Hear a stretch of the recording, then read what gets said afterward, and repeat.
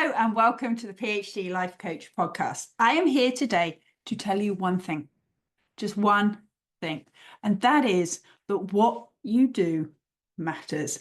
So often we sit here in our academic careers, doing our PhD, whatever level we're at, feeling like no one even cares about anything we're doing.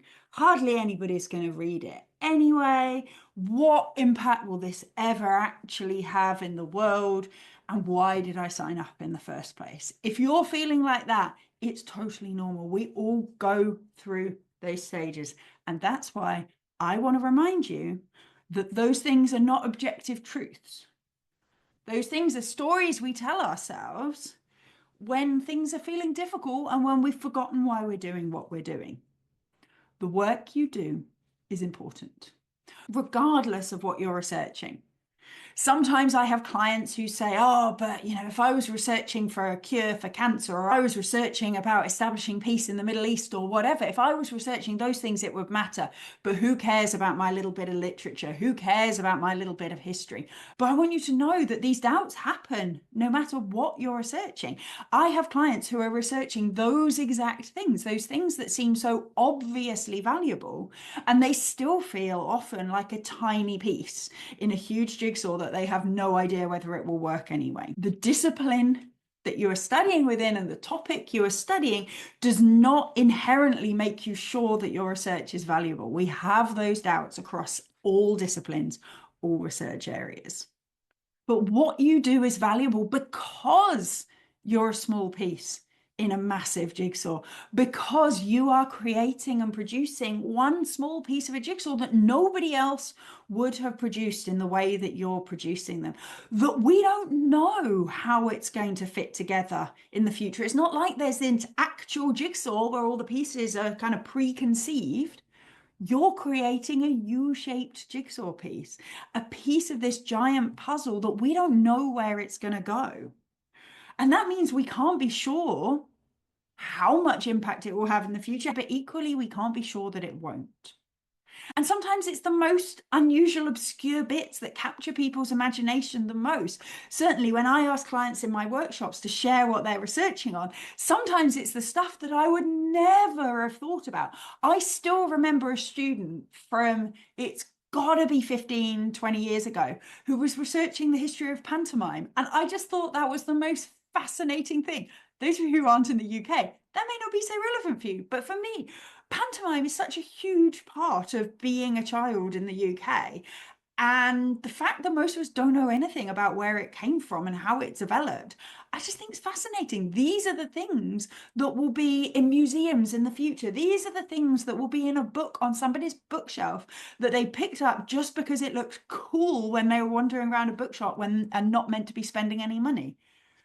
The things you do are important.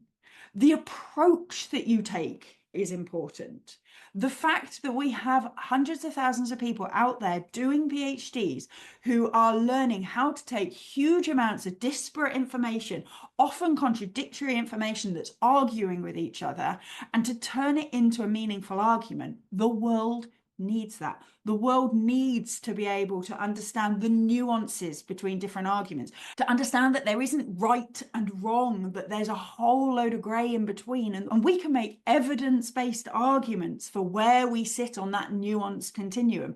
The world needs those skills. The world needs the skills that you are developing. The world needs people that can manage this enormous, unmanageable amount of information and turn it into something coherent so that other people can learn from it who haven't got your skills. The world needs what you do. The world needs people that can define a huge project, decide what it is, and make it happen. The world needs those people. The world needs people who have creativity and insight and who can stretch our knowledge beyond where it is at the moment. If you feel like you don't know enough, it's because you are literally at the edges of human knowledge. That is what you're doing when you do a PhD, when you work in academia. You are meant to not know enough, because that is what makes you read the next bit and to write the next bit and to understand the next bit. We need people who can operate in that sort of uncertainty and still make it happen. The world needs your research, and the world needs you. Now, I said in this episode I was going to tell you one thing, and that's what you do matters, but I'm going to tell you one more thing too. And that's that the stuff you do sometimes doesn't matter. Now, that might sound like a massive contradiction, but so many of my clients flip from everything I do is completely pointless and no one cares to I have to get this exactly right in exactly the ways it needs to be done or else I'm a failure. And that's why the second half of this is to remind you that so much of what you do doesn't matter. It doesn't matter if you tell the story in this order or that order, as long as it tells a coherent story. It doesn't matter whether you include this article or that article or this quote or that quote, as long as you can justify why you've included it or why you've left it out. It doesn't matter whether you take a quantitative approach or a qualitative approach or what exact measure you use, as long as you can justify why you did and you only interpret within the realms of what you did. A lot of the decisions that you're getting het up about don't matter that much.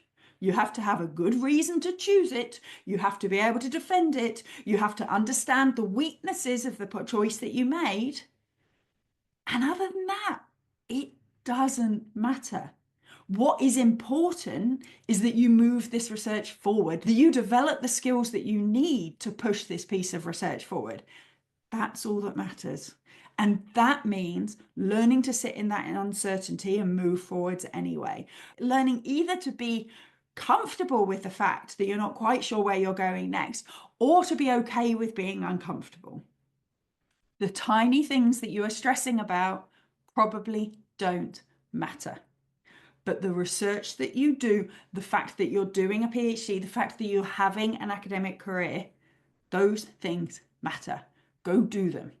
And this episode is specifically designed to be short and for you to come back to it whenever you need it. So save it, send it to your friends who need to hear it right now. You matter, your research matters, the little things you're worrying about probably don't. Let's just crack on and get this research out into the world where it can have the impact and bring the joy and the interest and the intrigue that it deserves. Thank you for listening to the PhD Life Coach podcast. If you like this episode, please tell your friends, your colleagues, and your universities. I'd appreciate it if you took the time to like, leave a review, give me stars, stickers, and all that general approval as well. If you'd like to find out more about working with me, either for yourself or for people at your university, please check out my website at thephdlifecoach.com. You can also sign up to hear more about my free group coaching sessions for PhD students and academics. See you next time.